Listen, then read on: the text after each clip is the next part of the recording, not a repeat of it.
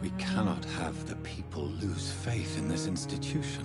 This hospital is their only hope. Of course, you're right. But we cannot afford a public scandal. It would ruin us. We must restore order, and quickly. You mentioned a dead patient. Who is he? She, Jonathan. She was Miss Harriet Jones. I found her room like a slaughterhouse. Blood everywhere. The duty nurse is taking care of the mess. Very well. I'll help you. Jonathan, please. I can't rely on anyone else. And this concerns you as it involves vampires. Someone has taken advantage of our more liberal tendencies here. In what way? Jonathan, I may turn my head when you or her ladyship indulge, but I will not allow this place to become a nest for street feeders. Please then, tell me. Sean Hampton, the man we thought we'd saved at the docks. It seems he was infected after all. So Hampton became more beast than man. Exactly. And now Guard of Premay suspects the hospital of vampire activity. Do you realize what that could mean for us? Do you really believe they would come for us here? In such a public venue? McCullum is a fanatic. The Guard will stop at nothing. You don't know what they're capable of, Jonathan. Very well. Since I brought Mr. Hampton here, I will put an end to this.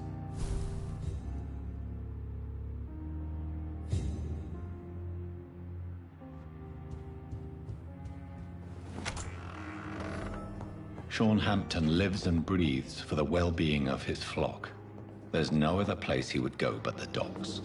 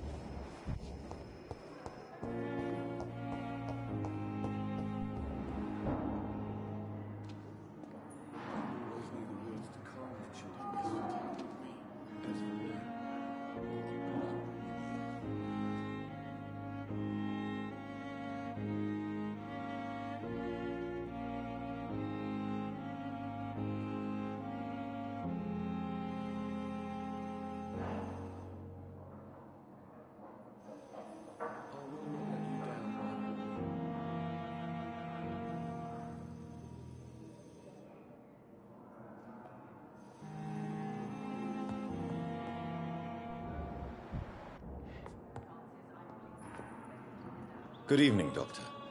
I believe we're going to be working together. Dr. Reed. Dr. Swansea informed us of your arrival, but I could not dare to believe... Thank you. I am thorough strict.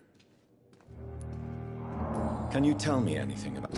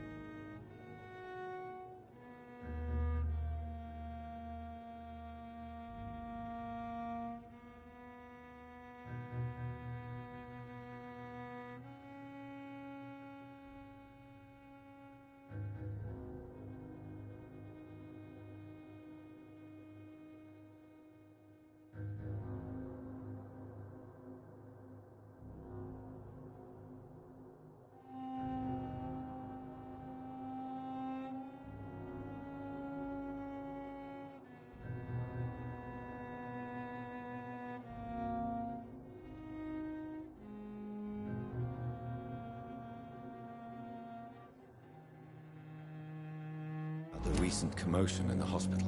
I'm sure it was not your fault, Dr. Reed. My fault? What do you mean? Oh, nothing. It's just... I heard it was you who brought the murderer inside our walls. But you couldn't know, could you? Please, could you tell me something about yourself? I'm a great admirer of your work concerning blood. I based my technique on my mentor's research. He helped me perfect my method. What is yours? I'd rather not talk about it. For now, it's just theories and first approach. My process is purely experimental and unsuccessful. As long as you're cautious and methodical, you may remain empty-handed, but you won't fail. You're not the first one to warn me, but I am convinced knowledge is the main weapon against the ravages of this epidemic. What made you choose to be a doctor? I'm not ashamed. It's always a pleasure to share scientific and medical knowledge with someone eager to learn. I'll be glad to help you if I can. This epidemic may be the century's most terrible disaster, but I'm convinced that we, as doctors, are the only ones able to defeat it. What can you tell me about the Pembroke? Well, it has always been an honor to work with Dr. Swansea. But with your arrival, I can't think of a better opportunity to learn about blood transfusion. You seem quite optimistic. It's a rare and precious attitude in these difficult times. I'm convinced that this epidemic is a test of endurance and dedication for us men of science. Questions remain about our capacity to resolve the situation. True. Last summer, during the first wave of the epidemic, I used to joke with Milton about... Do you need help with anything in particular? Well, yes, maybe. I'm waiting for a batch of products I ordered for my personal research, yet my supplier seems to have vanished. Do you want me to play the errand boy for you? Oh no, Dr. Reed. But if you went personally to his shop, what with your reputation and all, he wouldn't dare to refuse the products I need. I see. Well, give me the address, for I may pass by if I have time.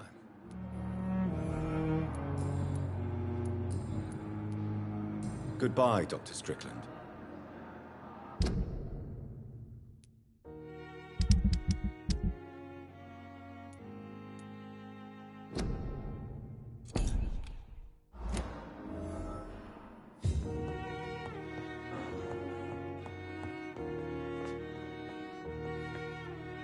Good evening, Mr. Goswick.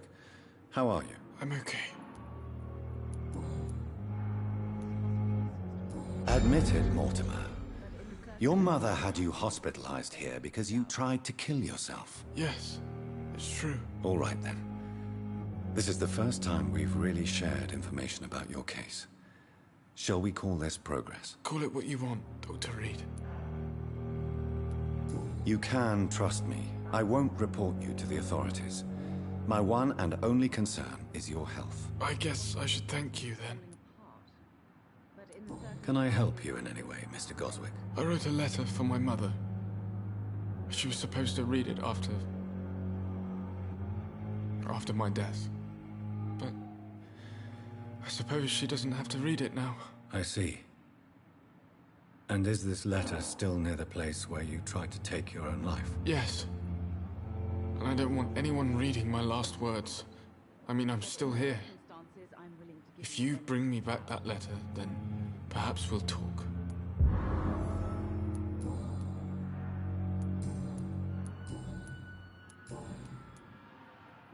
What can you tell me about the recent commotion in the hospital? I had shouting coming from the first floor. I was asleep when it started. I have to go now, sir. But don't hesitate to contact me if you need any help. Good evening, sir. Doctor. Good evening, Doctor. How is my son doing? What can you tell me about the recent commotion in the hospital? It's a disgrace. How on earth can patients be attacked in their own rooms?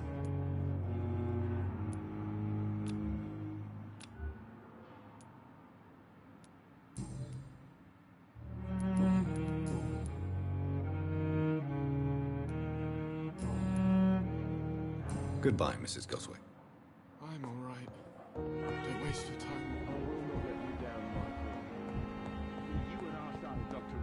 I know that Pembroke will... Good evening, Nurse Hawkins. Good evening, Dr. Reed. What can you tell me about the recent commotion in the hospital? Everybody's afraid. Death has always been a frequent visitor. But murder? How can we cope with that? As a nurse at this hospital, it is your duty to deal with these things as best you can.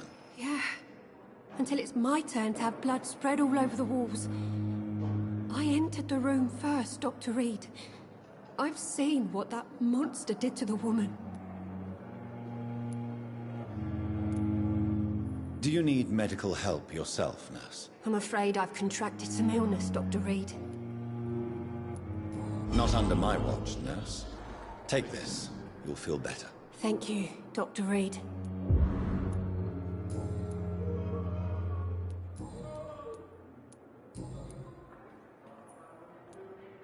Pepper, I know you're very close to Milton Hooks. Yes. Milton Hooks is my man. If you want to report me for that, just feel free, Doctor. I have no intention of reporting you, Nurse Hawkins. But are you aware of the risks? The rules say I won't be allowed to work as a nurse anymore. But here at the Pembroke, we break rules all the time. Is he worth the risk? Hey, I'm no perfect woman, and Milton is not the finest bloke. But we do our best to get by. That's all any of us can hope for nowadays. Goodbye, Nurse Hawkins.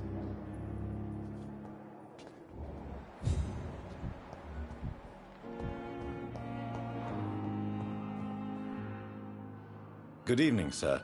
I'm Dr. Reed. I believe we're going to be colleagues. Reed? Yes, I've been informed about your arrival. I'm Waverly Ackroyd. Welcome aboard, I suppose. Does my arrival inconvenience you in some way, Dr. Ackroyd? Let us just say that I don't particularly share Dr. Swansea's enthusiasm for hiring you. What we need here are reliable professionals, not overrated dabblers. What can you tell me about the recent commotion in the hospital? Nothing like this would have happened if we'd had enough staff and proper shifts. So you don't think the blame is ours? We all hold fast here, Dr. Reed. Our methods may differ, but we are all trying to make a difference.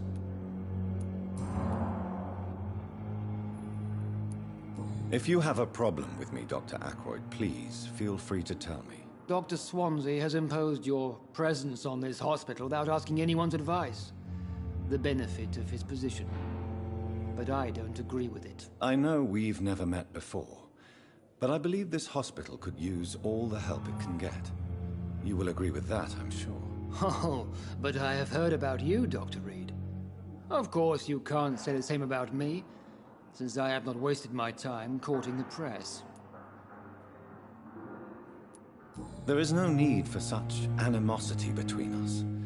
Don't you think the epidemic is already enough to deal with? That is one point we could agree on. And that is precisely why I want to be sure that you will be of help to this hospital, instead of a burden. Since your tenure in this hospital is longer than mine, perhaps you can tell me more about this place. Let's just say I'm tired of the carelessness around me. I have always respected the skills of Dr. Swansea, but over time his enthusiasm has become displaced. Carelessness? Exactly what are you talking about? We're here to save lives. The people who trust us are not volunteering for experimentation. They're here to be healed. I don't intend to run any radical experiments, Doctor. Even if I, as any good practitioner should, express an interest in pushing the boundaries of medical research. Modern medical methods were created through audacity and ego. But there are rules in our line of work, and they're here to protect our patients. Tell me, Waverly, what do you think of Dr. Strickland's enthusiasm for his experimental research? Strickland is playing with his patients' lives for pride and glory. Now that, sir, is unethical. Are you thinking about something in particular? Harvey Fiddick needs delicate surgery. I believe we should stick to the usual procedure, but my young colleague obviously disagrees. And are you not afraid that your rivalry with Strickland may be blinding you? Rivalry? I guess you could call it that. But I will never be childish enough to let my personal feelings affect my judgment. Why do you wish to lead this surgery? I strongly believe that Mr. Fiddick should not be butchered to test an unproven procedure.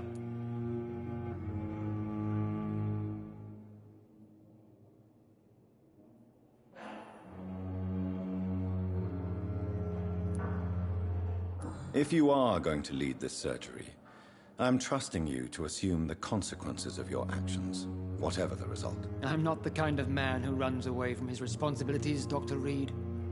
There is no need for you to be looking over my shoulder.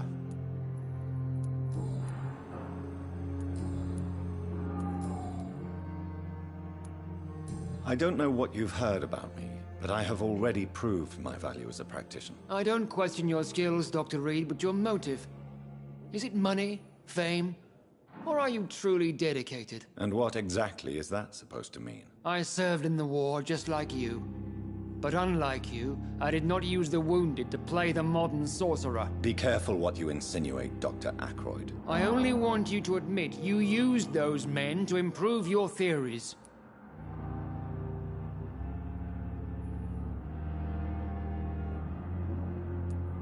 This is ridiculous. My blood transfusion technique saved many lives, and you know it. You see? That is exactly what I hate about people like you. You avoid this kind of accusation instead of facing reality. It seems you have bad memories of your military service. I refuse to see this industrial slaughter as scientific progress. War only reveals the worst in men. We can at least agree on something, Dr. Ackroyd. Do you need my assistance? Don't be ridiculous. I'm capable of dealing with this myself. I've just not taken the time to do so. Then you are lucky that I have taken the time to do so. Consider it a gesture of solidarity between professionals. I wish this hospital could have received as much attention from you, Dr. Reed. We do not see you in surgery very often. Thank you for your time. We'll talk later.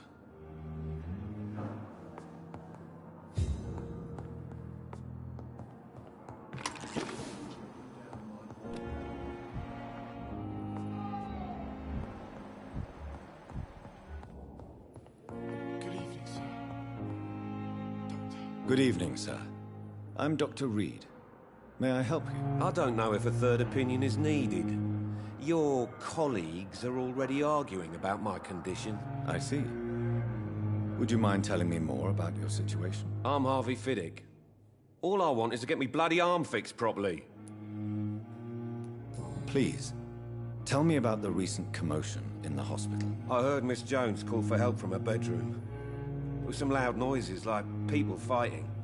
All of a sudden, it went quiet. And then a nurse started screaming. Do you know who the nurse was? Not sure, but I think it was Nurse Hawkins. Are you satisfied with your treatment here? Well, it's clear that I've chosen a bad time to be injured. Forgive my bluntness, but you seem overwhelmed by cases of the flu. I won't lie to you about it. I'm afraid we are. Are you sure you don't want to operate yourself, Dr. Reed? I have the feeling you're very capable, and your colleagues seem to think so too. In other circumstances, you would be right. But for now, I don't think I can take on the responsibility. My apologies. Tell me about yourself, Mr. Fiddick. I'm just a regular guy waiting to get his arm fixed, so I can return to work and to my family. I was more curious about what you were doing before being hospitalized. I'm a carpenter, and a good one too. But that means I need both arms to feed my family, Dr. Reed. Tell me about the doctors who are arguing about your case. Strickland and Ackroyd. They both want the best for me, but there's a lot of pride there. Doctors are no different from carpenters, it seems. What do you mean? I often had professional arguments with rivals on a building site. Difference is I disagreed about wooden nails, not flesh and bones.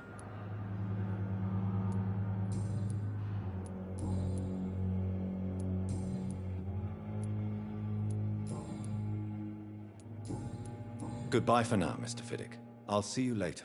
Sweet girl. Good evening. Good evening, Doc. Is there anything else that's bothering you? Can I help in any way? Really? Why has no one else asked me that since I got here? I thought I was in a hospital. Unfortunately, you are not the only person who needs help. And complaining about it won't do you any good. Well, perhaps you're right, Dr. Reed. I'm sure if me missus was still alive, she wouldn't be happy with me going on like this.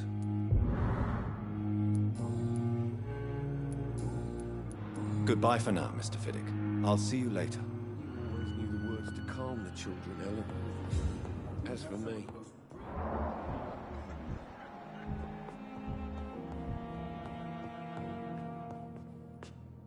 I'm quite bit...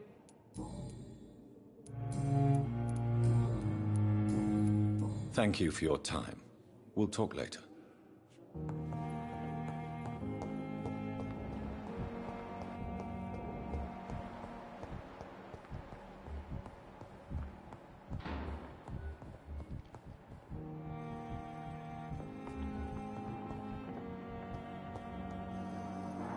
Good evening. And good evening to you. Tell me more about your willingness to experiment with new medical techniques. Harvey Fiddick is a patient suffering from a severe injury that could cripple him if not treated correctly. I'm convinced your blood transfusion technique could help him. What is it you really want? To save him, or to prove your point? Fair question. I want nothing but to save my patient, Dr. Reed. Especially since I know Mr. Fiddick's story.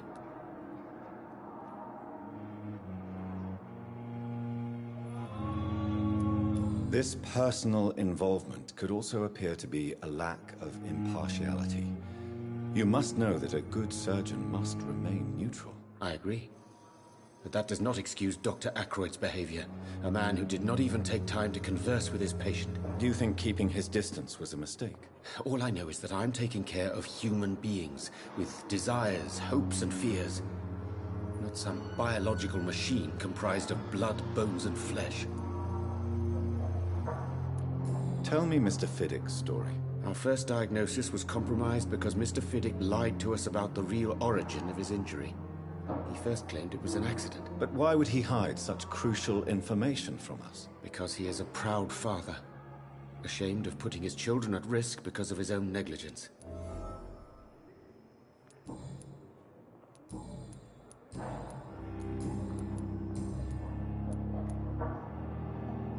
What do you think of Dr. Ackroyd's aversion to modern medical methods? It's a shame he's so narrow-minded. Dr. Swansea taught me that science is about exploring uncharted territory. I'm convinced that's true. With the influenza and all that's going on, you should put your differences aside, don't you think? Why is it so difficult to work together? I believe that if Dr. Ackroyd had been the one to discover the transfusion process, he would be the first to recommend its use. So you believe it's just a question of jealousy and pride? Dr. Ackroyd is as proud as he is blinded by his obsolete concept of medical science.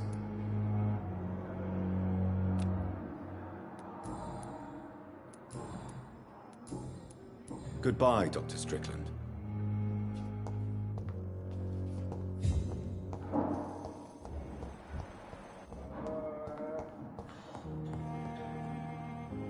Good evening, Mr. Fiddick. Good evening, Dr. Reed.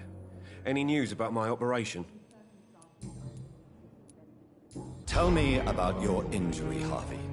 Why do you feel so guilty about it? My wife died because of me. And now I may lose everything because I've been careless enough to hurt myself. What an arsehole.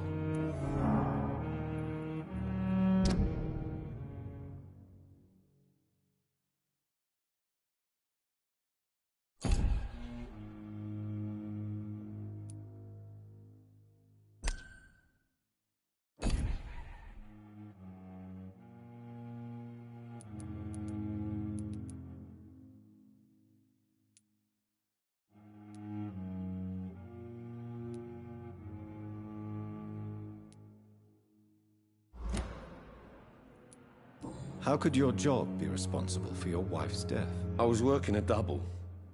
She went out to bring me a hot meal and got caught in a German bomb raid. You can't hold yourself responsible for your injury, Mr. Fiddick. Unless you tried to hurt yourself. Of course I didn't hurt myself. But I can't work until my arm is fixed. My children need to eat, Doctor. Tell me more about the death of your wife, Harvey. 1915. I was in the army. Building workshops for the Royal Flying Corps. Helen was happy I wasn't sent to the front. What happened? The Germans sent Zeppelins to bomb the construction site, but they missed their target. My wife was bringing my dinner when the bombs fell. I'm sorry for your loss. So many died during the bombings. I served in France and witnessed the carnage there. I would like to say that she didn't suffer. Truth is, I have no idea. I just know that I'm all that me kids have. Poor little bleeders. How are your children after losing their mother? They were smaller then. The only good thing about this is my Helen didn't bring them with her that night.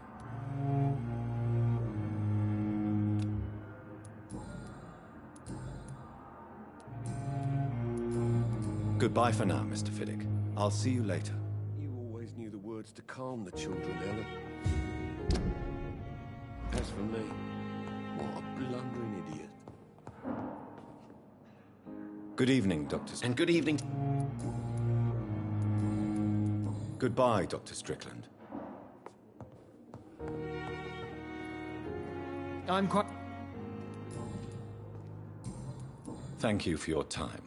We'll talk later.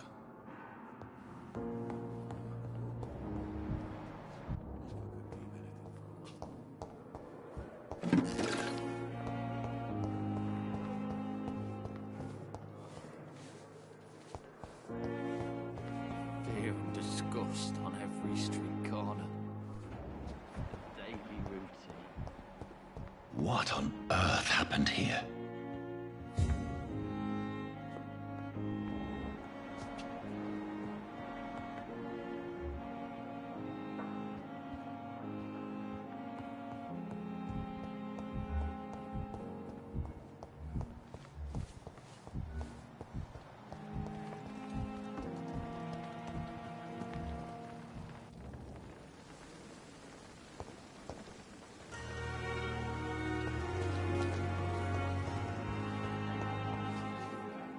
Good evening, Nurse Brannigan. Good evening, Doctor.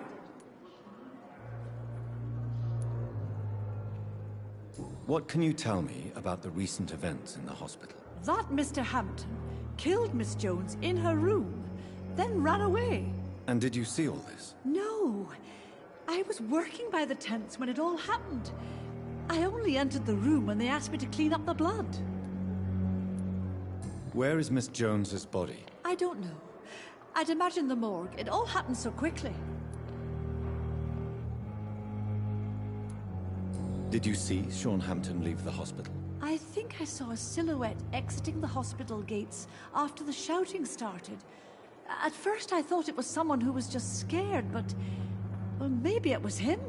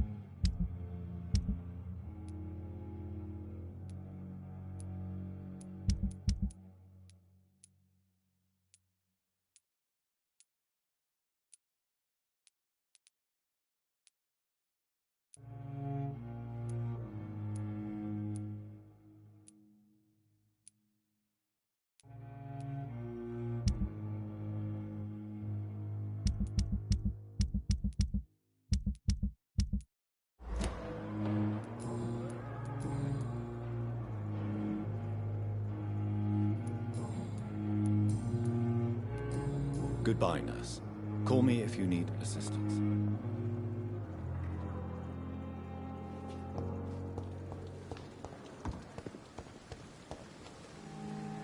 Oh, Jonathan. I cannot believe my eyes. Poor woman. Butchered by some savage scowl.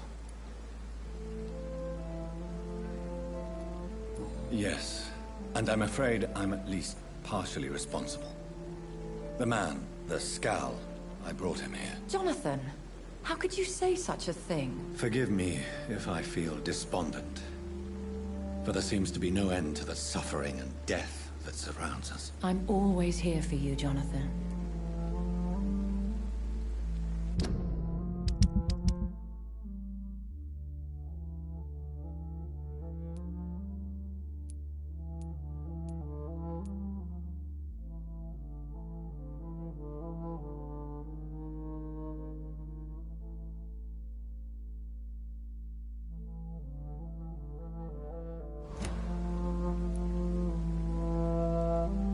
Have you embraced this woman, like the other patient, this Mr. Renfield? Her name was Amelia.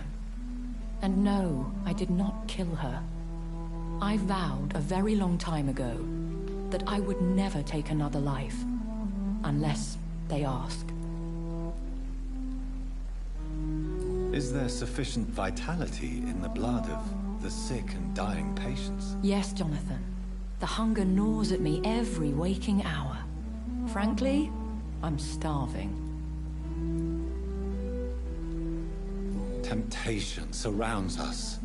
Rich, vital. How can you resist? Over the years, any pleasure I once gleaned from feeding is long gone. I drink for sustenance. And though I still thirst for more, I restrain myself.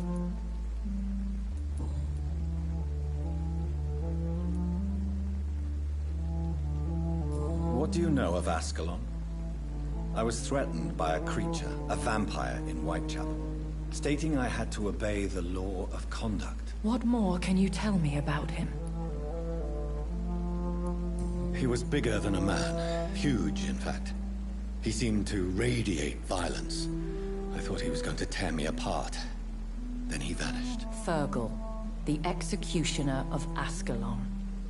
You were fortunate he was not after you, but rather out doing his master's bidding.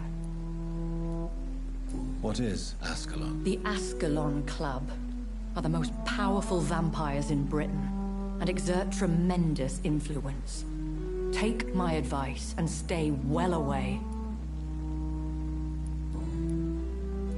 I have experienced a certain difficulty when faced with holy symbols or trying to enter religious buildings.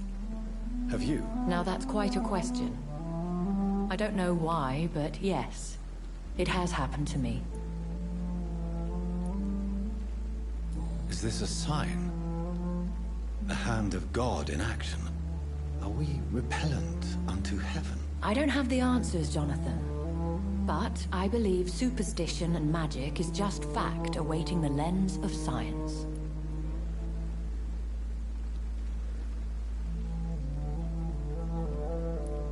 Aren't you frightened? Very little scares me, my dear. To be compelled to avoid symbols of faith does not concern me. Thank you, my lady. I hope to see you again soon.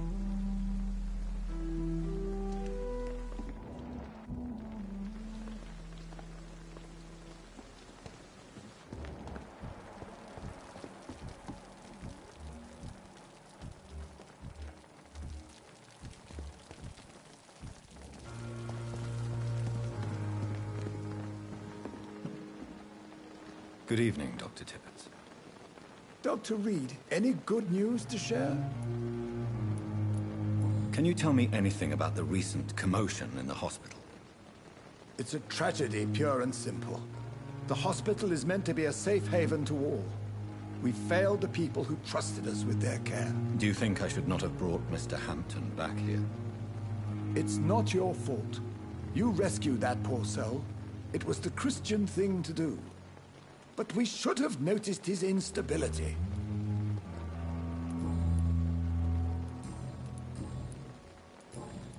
Goodbye, Dr. Tippett.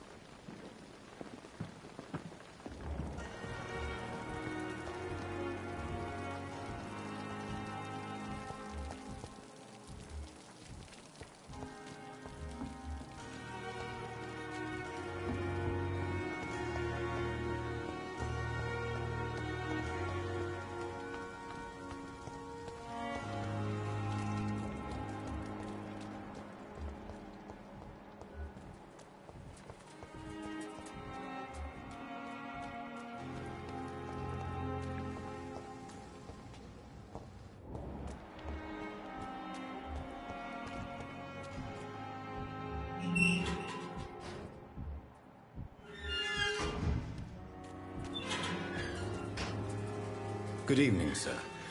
I'm Dr. Jonathan Reed of the Pembroke Hospital. May I be of assistance? Dr. Reed. So it's you who saved my friend Oswald. It's a pleasure to meet you, sir. And you are? Newton Blight. Oswald and I recently returned from the war.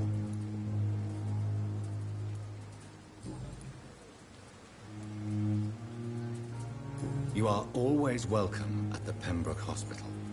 As a former officer, I'll be honored to welcome a fellow veteran. I'm not giving up on bringing Oswald back to the hospital. I just need to convince him that he needs some help. Perhaps he needs to reach that decision by himself. Could you speak to him? He doesn't usually listen to doctors, but perhaps because you've been through it, you can talk him round.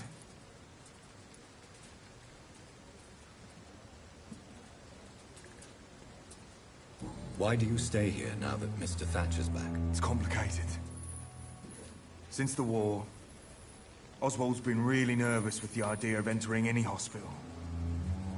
And me, I've got my own issues. Can you speak about them? Rats, sir. Even seeing one, they turn me. Just want to run. It's that fear that stopped me from going after Oswald when he left.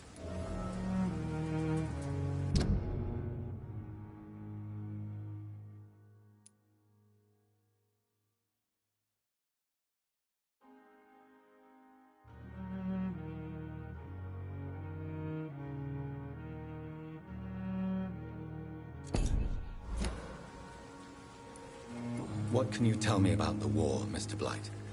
If you want to speak about it, of course. War was... well, you know, sir. The stench of death everywhere. Your mates lying bleeding in the mud. Just praying to make it through and get home.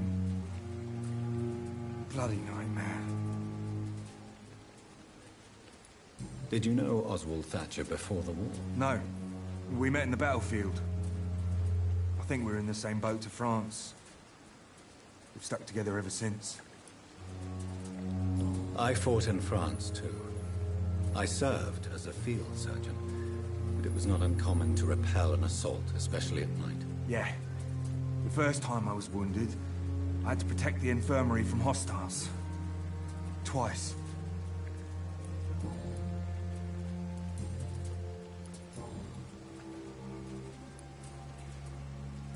How do you feel about Oswald Thatcher? You are more than friends, aren't you? I love him. I love Oswald. We knew we wouldn't survive the war without each other. But I am terrified, Doctor. What frightens you so much? What if people find out? Oswald says I'm ashamed, but it ain't that. It's more, well, you know, I never thought I'd love a man. I won't say a word, Mr. Blight. Your secret is safe with me. I fought for my country and I survived. I saw my comrades die. And now society tells me I'm a criminal for who I love.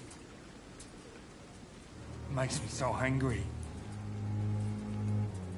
What caused your phobia of rats, Newton? It happened last year following an artillery attack. I was trapped for 2 days in a hole under 2 dead soldiers. And there were rats. Go on. They started eating me as soon as I dozed. Gnawing at my ears, my fingers, lips. Couldn't move. Couldn't call for help. I see. No, you don't. You have no idea what it is to wake up buried under bodies.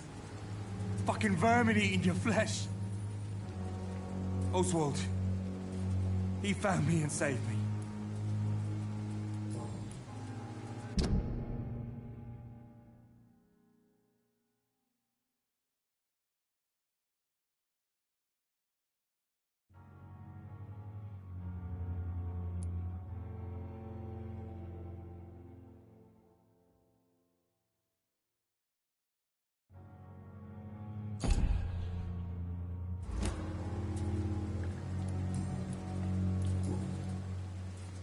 Do you need medical attention, sir? Afraid so. In the war, I was always worried about picking up something, getting some infection. Unfortunately, got that fear in London now.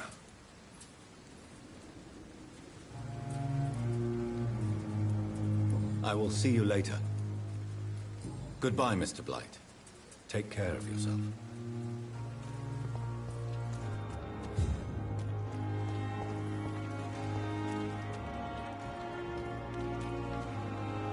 Good evening. Evening, Dr. Reed.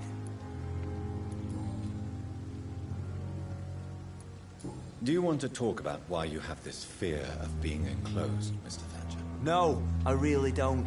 An irrational fear like yours is usually rooted in a specific event. Perhaps it would help to talk about it. Well, Doctor, take a guess then, if you're so interested in my case.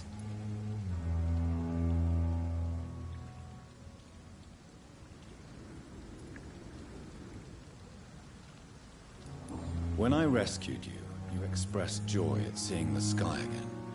So I'm inclined to believe you were trapped or buried somehow. Maybe during a shelling. Jeez, you're good, Doc. You're really good. Go on, please. Tell me more about it. Newton and I were trapped in a circulation tunnel after an artillery attack. We were buried alive for several days, without ever knowing if we'd be found.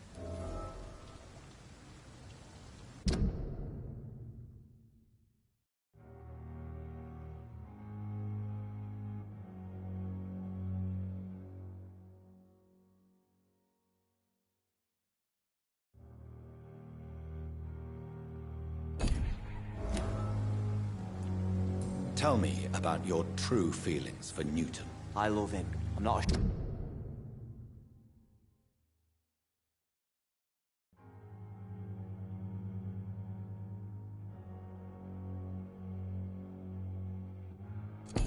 Shame to say it. He's the best thing that ever happened to me. I can't imagine life without him. Newton is conflicted about his feelings towards you. Would you like to talk about it, Oswald? It makes me sad and angry. It feels like the beautiful thing we have is somehow tainted. It hurts to see him so lost. His love for you is genuine. I'm certain he wasn't lying to me when he expressed his feelings for you. Newton still has to accept it, knowing he'll be seen as a queer, a fairy, less than a man in those simple-minded bigots' eyes. Though he's more of a man than they'll ever be, so fuck them all. Oswald, tell me about what happened when you were buried in that tunnel with Newton. It was more than dark. It was black as pitch. Hours seemed like days, days like months. The terror, the shameful thoughts. Lord have mercy. What you endured was terrifying. It would have completely destroyed weaker men. It did not destroy Newton. Shameful thoughts. Tell me about them. At some point, I don't remember which day, but when I thought we'd never be rescued, that this would be our end, I thought about... Say it, Mr. Thatcher. If you ever want to heal, you have to say it. I thought about what I could do to survive. Just for a few more days. I thought about killing Newton. Killing and eating him. The man I fucking love.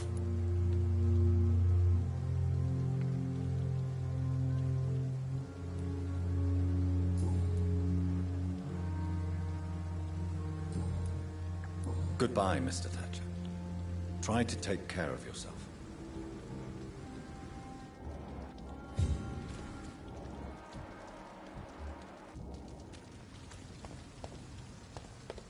We were supposed to be safe, but what?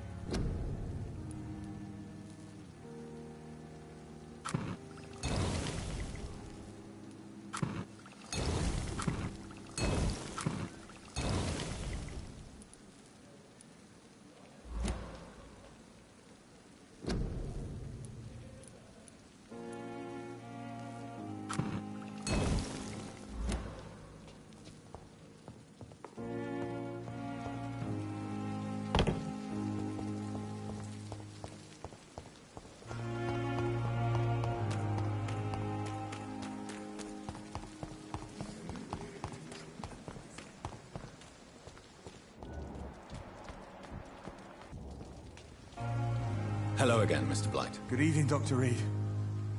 You doing your rounds as usual? You and Oswald were buried alive during the war. Tell me about it. Yeah. It was last summer. A shell hit our trench and we were buried for a week. Oswald seemed far more traumatized than you by the event. It wasn't the first time it happened to me.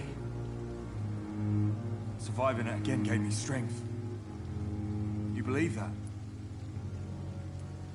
How did you survive for a week? Luckily for us, there were rations and water in the tunnel.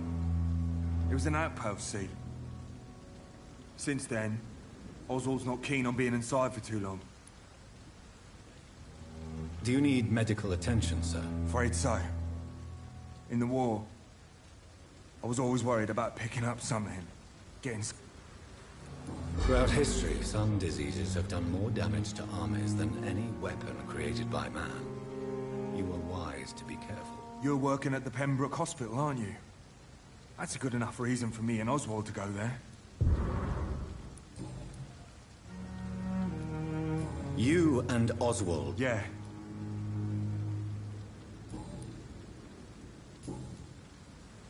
Goodbye, Mr. Blight. Take care of yourself.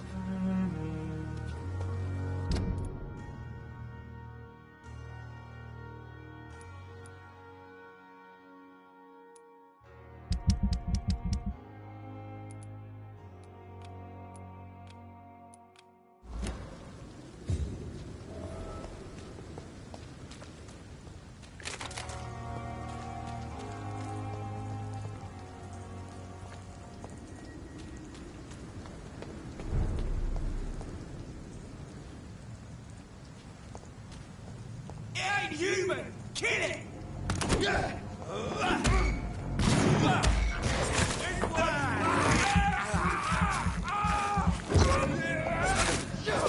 I'll take its head!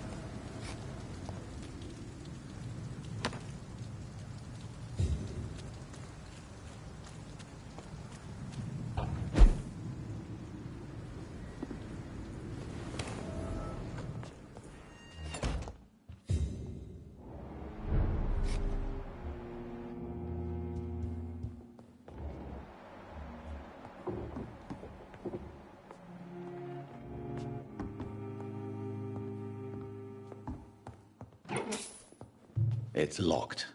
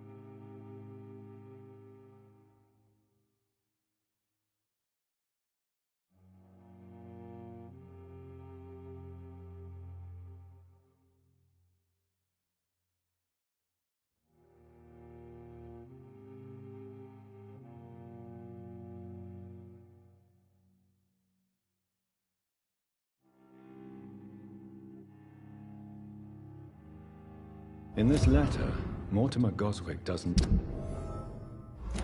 nothing to hide his desire to die. I could give it to his mother, but doing so would betray his trust.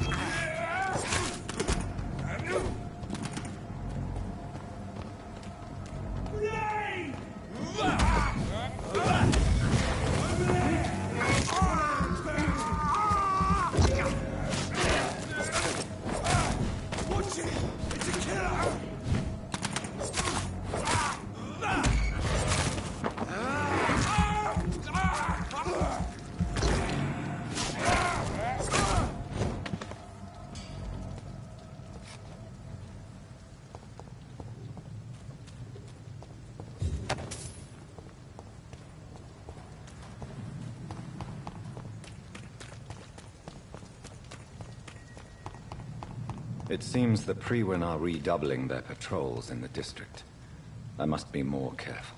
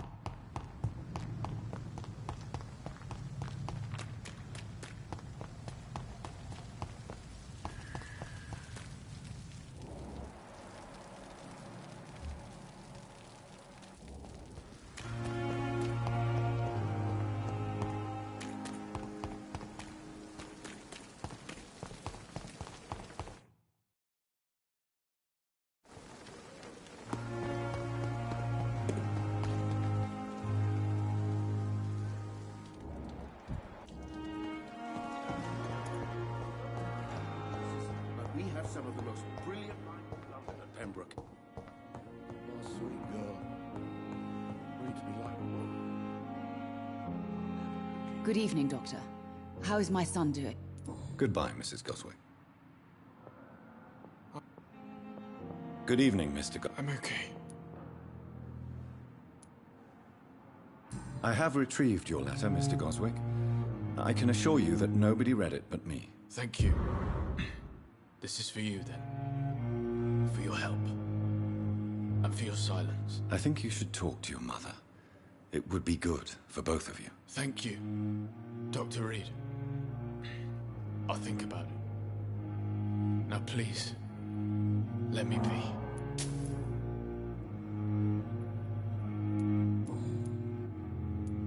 I've read your letter, Mortimer. You wrote about an unbearable feeling of despair while the world crumbles around you. Tell me more about it. There's nothing more to say, really. It's hurtful, it's unbearable, and I don't ask anyone to understand what I feel. The world is bleak, but maybe the pain we feel is the best compass for making it a better place. How can we repair the world, Dr. Reed, when mankind is the biggest problem? Yes, the world would be a much better place when we're gone.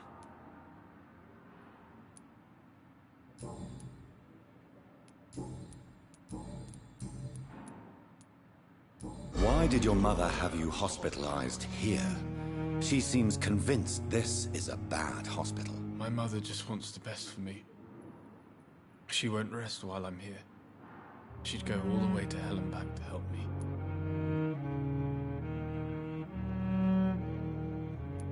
Is your mother bothering you?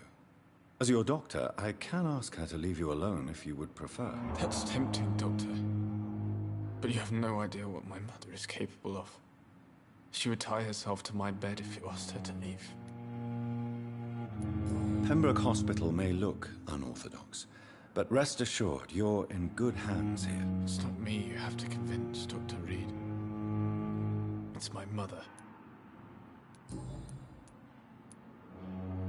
How painful is your throat? So painful I'd rather...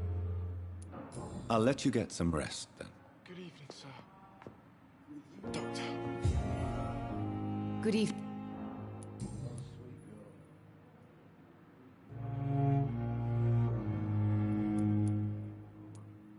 Mortimer is extremely vague as to his motivations for committing suicide. Tell me more about what you know. As you say, Mortimer had no reason to die. All he said to me was that he wanted to make the world a better place, but couldn't. Why did your son feel so useless when facing the world? I think it was more that he could only see the melancholy facets of life. He couldn't help but dwell on such things. What do you think he meant by making the world a better place? Mortimer has always been a sensitive soul. He wouldn't talk to anyone for months after his father passed. It's like he carries everyone's sadness with him. I have read your son's suicide note. It was not an impulsive gesture, nor was it his first attempt. He threatened to kill himself a few times before. But I never thought he would dare to punish me this much. Punish you?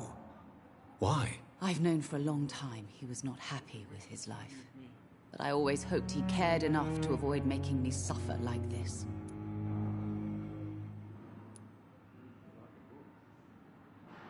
Do you realize your son could try to kill himself again? He might succeed next time. I think about it every minute.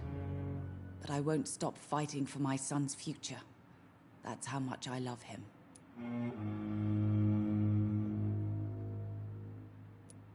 You're right. Your son's death was not fatal. And unlike many on their own, he is lucky to have you by his side. I can't give up on him. I just can't. I have conceded many times in my life, but giving up on my son is something I am incapable of.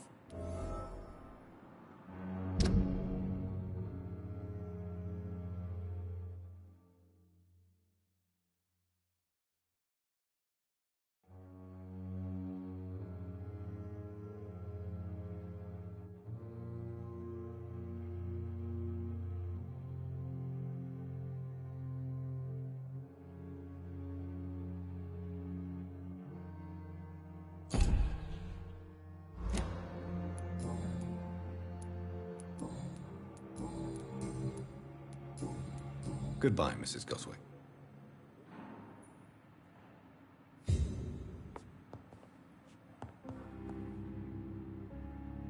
Good evening, Mr. Goswick. How are you? I'm okay. Your mother won't let you down, Mortimer. Don't you share her hope for a better future? No. I don't. Won't you even try? Do you want me to promise you I'll get better? Do you want me to tell her the same thing? I could, but it would not change anything.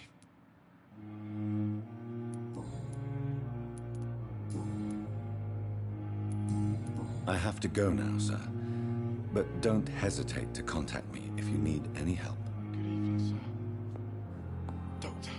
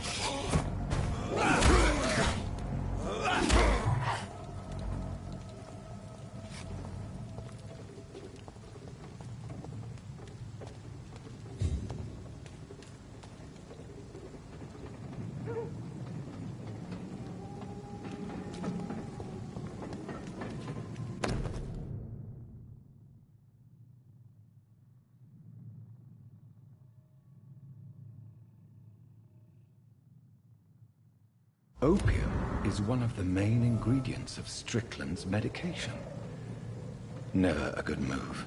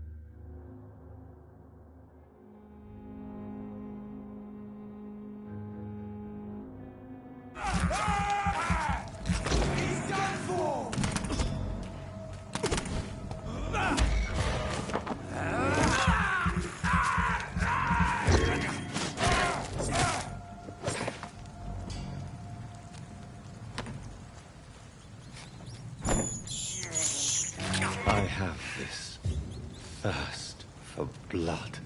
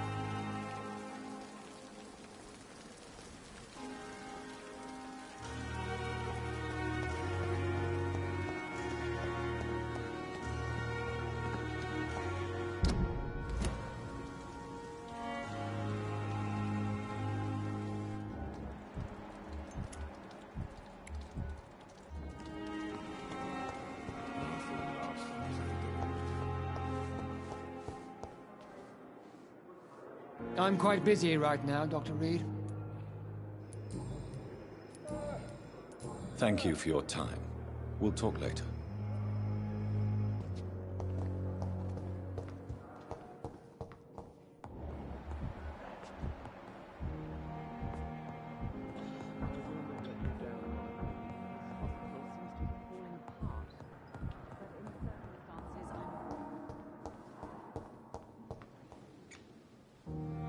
Good evening, Dr. Strickland. And good evening to you, Dr. Reed. Can I be of any help? I located the shop, but it was vandalized, and the owner is missing. All I found was your order. I was afraid of such bad news. People are so desperate they're ready to burgle a shop for drugs. That's quite a list you ordered. Opium, sodium hypochlorite. It can't be just headaches you're trying to cure. This dreadful influenza, of course. I already ran some tests on hopeless cases. Without success, I must admit. Do you realize you could create a lethal poison without the correct dosage? Then there are the legal ramifications. Is this not true of any medical substance, Dr. Reed? However, if you would agree to improve it, I'd be glad to accept your help. As long as you promise to be scrupulous with your experiments, I may try to gather these substances, and even help improve upon the mixture. That's all I'm asking for, Dr. Reed. That's all I'm asking. I want to know about these secret tests you run, and if they can save people from this epidemic. Speak to me now, Thoreau. I know I may sound presumptuous, but I'm just following your steps, Dr. Reed.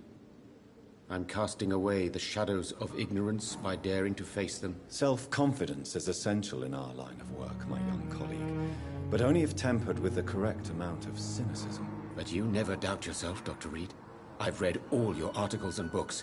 You performed the most daring research during the war. You have my support, Dr. Strickland. I know exactly what it feels like to battle an unknown disease, with only your mind and force of will to help you. Thank you, Dr. Reed. You don't know what that means to me.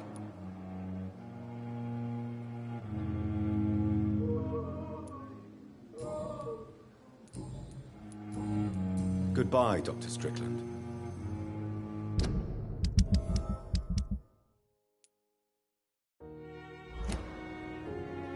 I can't let Strickland put his patients at risk with opium. Perhaps an adjusted formula will deliver more of a placebo effect.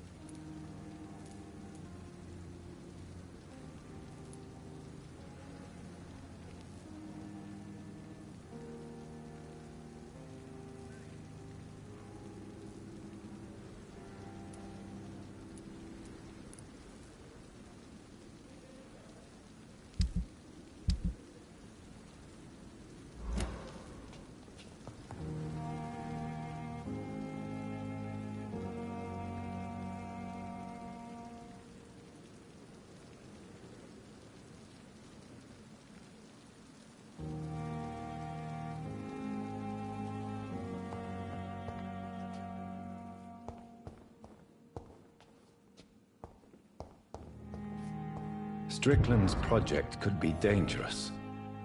I have a mind to report him to Dr. Ackroyd.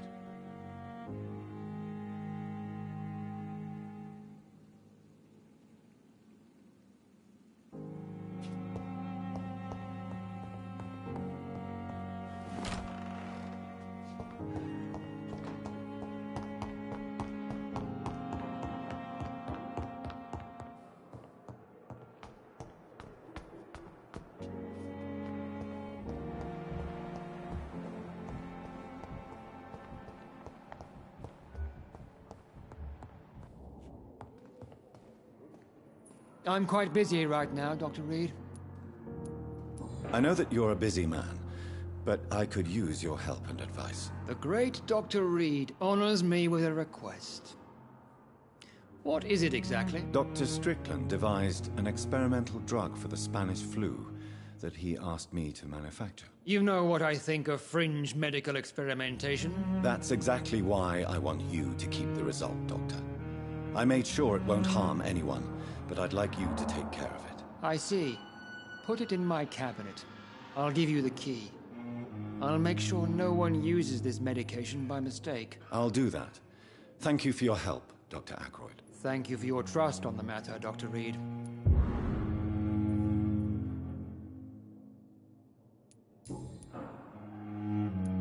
Do you think Dr. Strickland has any chance of curing the Spanish flu by himself? His wish to cure the sick is not driven by pride. but by an idealistic view about our mission here. Honestly, I don't know which is worse. You consider him a good practitioner, yet you will not report his methods. Strickland may be a rival, but I will not use dirty tricks or regulations to prove him wrong. We are doctors, not politicians.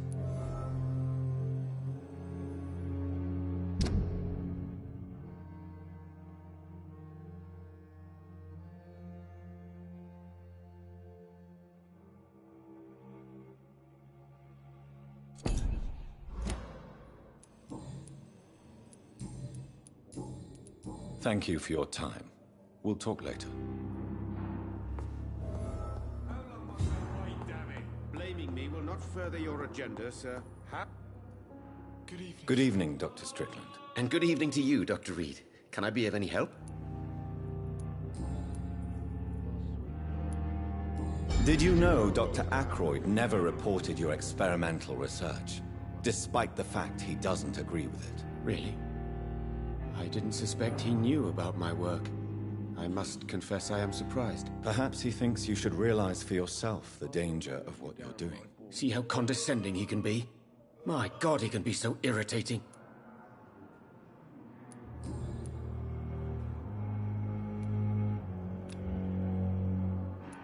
Goodbye, Dr. Strickland. You always knew the words to calm the children, Ellen. As for me... Good evening, sir. What a blundering idiot.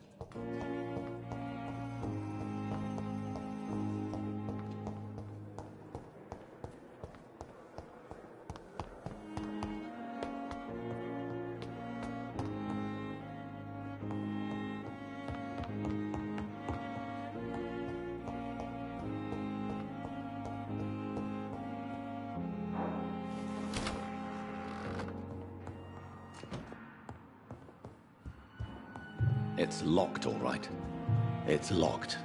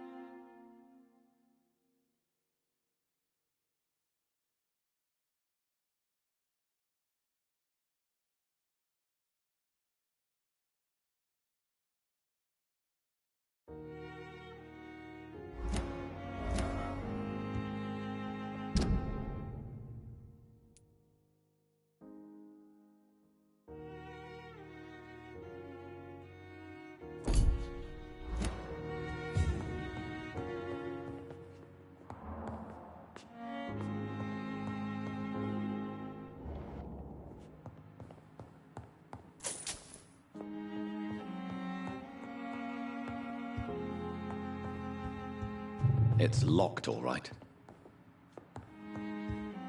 Now that Dr. Ackroyd has been warned, he should make good use of this formula.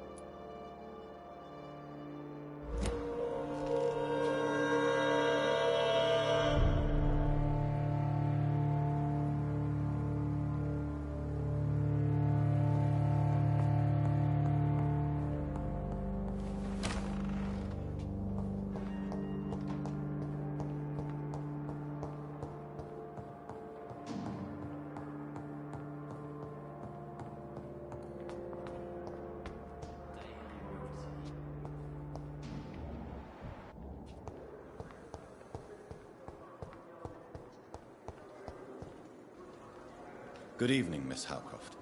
How are you tonight? I need blood, Doctor. Warm, rich, vibrant blood. Do you require my services, Miss Howcroft? My condition cannot be understood by you, mortal. This curse is beyond your science. Well, until the day science finally admits failure, please accept this little contribution. Thank you, Doctor. Your efforts are admirable, though laughable.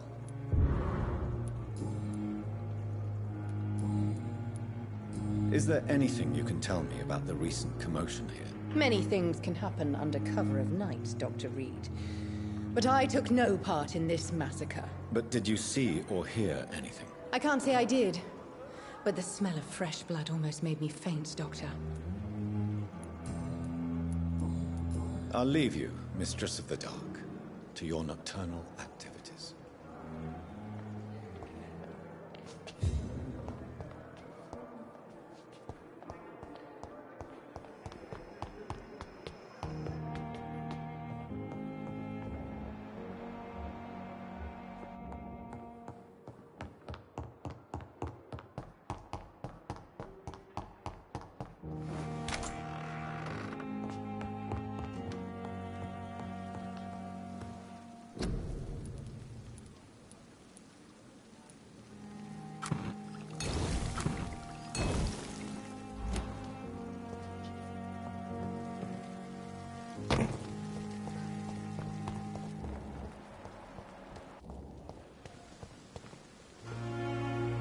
Good evening, Dr. Tibbets. Dr. Reed, any good news to share? Do you need any medical assistance yourself, Doctor? Yes, indeed. But don't worry, I am perfectly capable of taking care of myself. I have no doubt about it, but you are still ill all the same. Please, take this medicine. I appreciate your concern, Dr. Reed. To be honest, I just did not take the time to diagnose myself. Goodbye, Dr. Tibbets.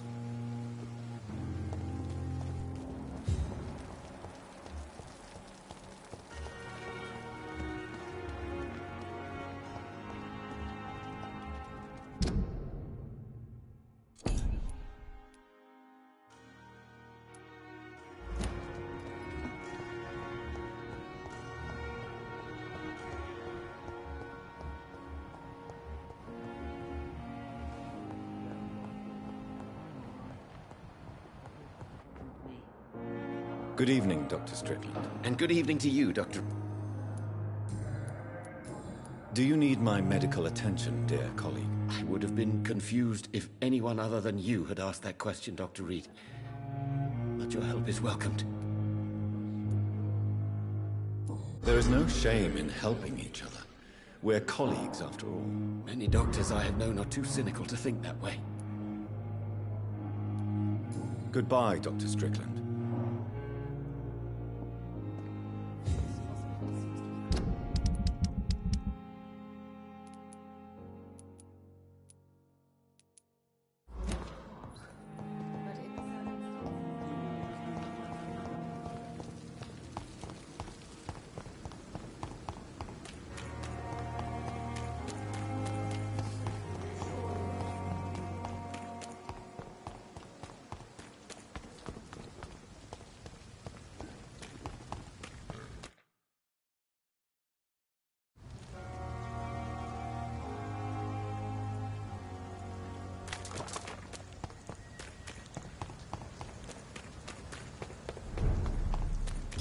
Crush the leech, boys!